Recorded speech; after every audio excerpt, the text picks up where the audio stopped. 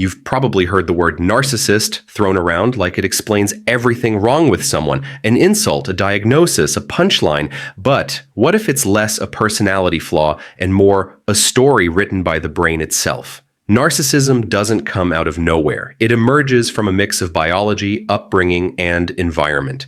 Early life matters. A child whose approval is inconsistent, conditional, or unpredictable learns fast.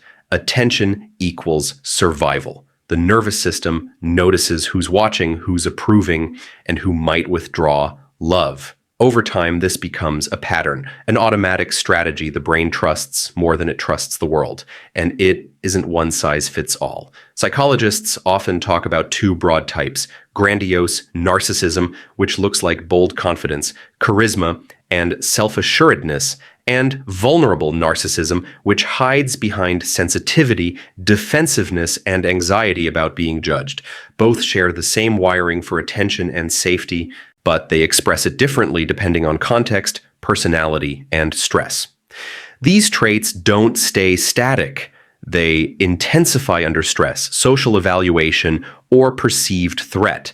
A mild need for recognition can flare into rage, withdrawal, or showboating when the brain senses its safety network is under attack.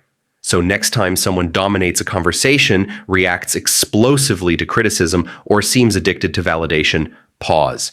The behavior isn't random. It's a nervous system speaking a language shaped by early survival pressures, sometimes loud, sometimes subtle, and often misunderstood. And that's where we start, understanding the biology, the psychology, and the human story beneath the label. Brains are not designed to prepare you for the future. They're designed to survive the past. Whatever environment shaped you early on, chaotic or calm, predictable or emotionally uneven, your nervous system learned its rules and locked them in. And if attention was inconsistent, conditional, or unpredictable, the brain adapts in a very specific way. It starts to treat attention like oxygen, not as something that feels nice, but as something that keeps anxiety down and the internal noise quiet. When attention is present, the system settles. When it disappears, something inside tightens, heart rate up, thoughts racing, a vague sense that something is wrong, even if nothing objectively is. This isn't a conscious strategy. No one decides, I'll become narcissistic to cope. It's closer to a thermostat that's been permanently turned up because once upon a time the house was freezing. Even when the temperature is fine now, the system doesn't trust it. So what looks like hunger for admiration is often vigilance in disguise.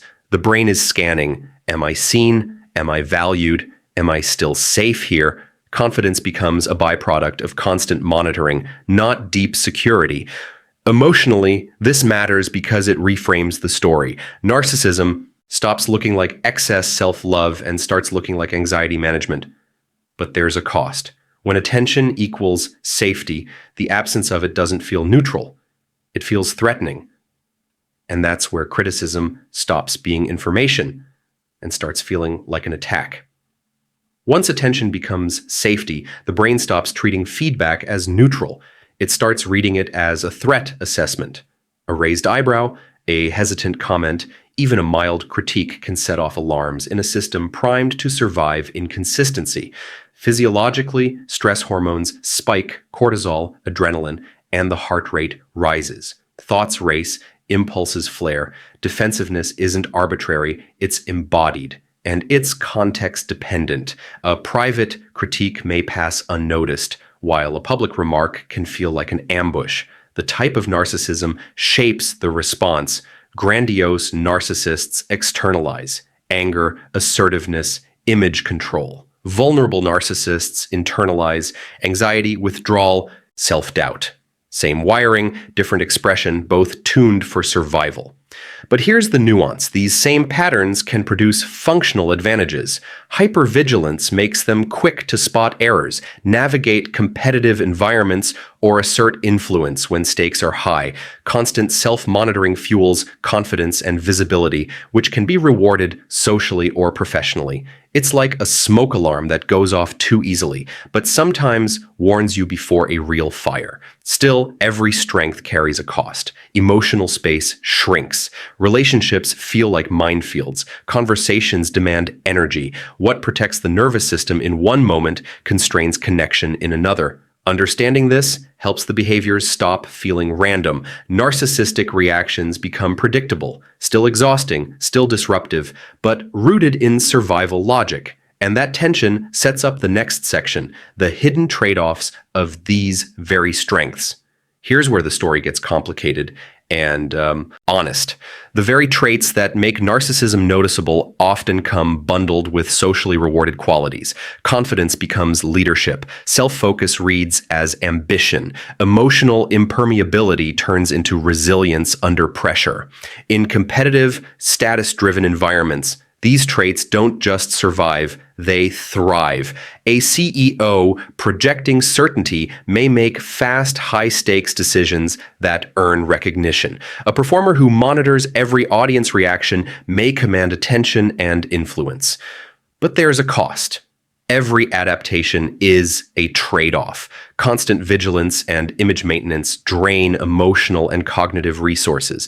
The nervous system is always on stage, scanning for signs of approval or threat. Private moments of rest, intimacy, or vulnerability shrink. Relationships feel exhausting because the brain treats every interaction as evaluation.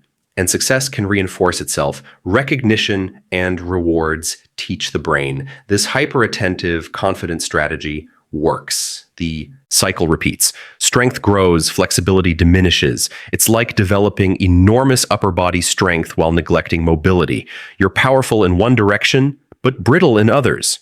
Emotionally, this creates a subtle tension. Achievements and visibility can mask a quiet loneliness beneath the performance. Confidence coexists with anxiety. Power comes with isolation. Understanding these trade-offs reframes narcissistic behavior not as moral failing, but as the cost of a strategy that once ensured survival and sometimes still pays dividends. One of the strangest things about the human brain is its loyalty to old instructions. Once a survival strategy works, once it reduces fear, secures attention, restores a sense of control, the nervous system keeps using it, not because it's optimal, because it's familiar. Biology favors consistency over accuracy. Being predictably wrong feels safer than being vulnerably right. So, narcissism often isn't a reaction to today's environment. It's a survival manual written years ago, still being followed line by line. Grandiose types continue projecting confidence outward, scanning the social landscape for approval. Vulnerable types maintain internal hypervigilance, replaying imagined slights, guarding against perceived rejection. Both are guided by the same underlying wiring, shaped by early experience. Think of it like wearing armor long after the war has ended. Protective once necessary once, but now heavy. It limits movement. Every interaction feels like potential danger, even when no one else is fighting. Emotionally, this matters because it softens the frame. Narcissism stops being a fixed identity. This is who you are, and starts looking like history carried in the body.